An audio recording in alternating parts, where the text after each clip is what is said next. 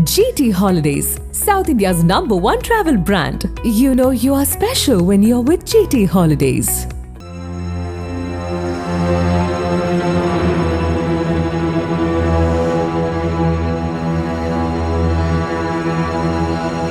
சென்னை நந்தனத்தில் இயங்கி வரும் அரசு கலைக் கல்லூரியில் அதிர்ச்சிகரமான பாலியல் வன்கொடுமை சம்பவம் ஒன்று அரங்கேறியிருக்கிறது.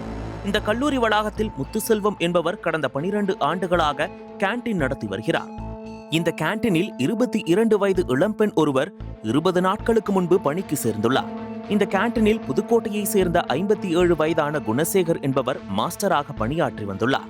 இந்த நிலையில் மாஸ்டர் குணசேகரன் கல்லூரி வளாகத்தில் வைத்து 22 வயது இளம்பெண்ணை பாலியல் வன்கொடுமை செய்துள்ளார்.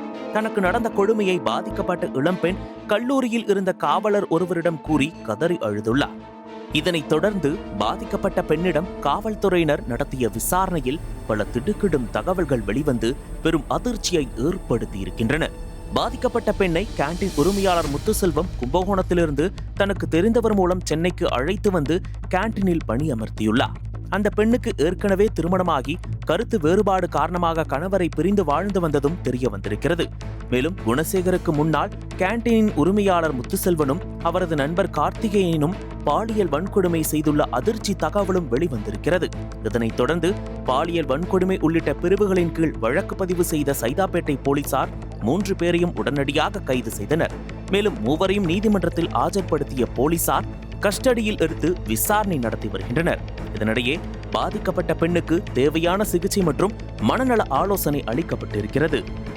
கடந்த சில ஆண்டுகளுக்கு முன்பு சென்னை அண்ணா பல்கலைக்கழகத்தில் வைத்து கல்லூரி மாணவி பாலியல் வன்கொடுமை செய்யப்பட்ட சம்பவம் பெரும் அதிர்ச்சியை ஏற்படுத்தியது.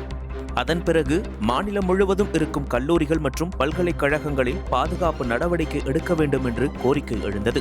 இந்த நிலையில்தான் தற்போது நந்தனம் அரசு கலைக்கல்லூரி வளாகத்தில் வைத்தே இளம்பெண் ஒருவர் வன்கொடுமை செய்யப்பட்ட சம்பவம் அதிர்ச்சியையும் பரபரப்பையும் ஏற்படுத்தியிருக்கிறது. அனல் பறக்கும் செய்திகளை அப்டேட் செய்து கொள்ள நக்கீரன் களத்தை இப்பவே சப்ஸ்கிரைப் பண்ணுங்க.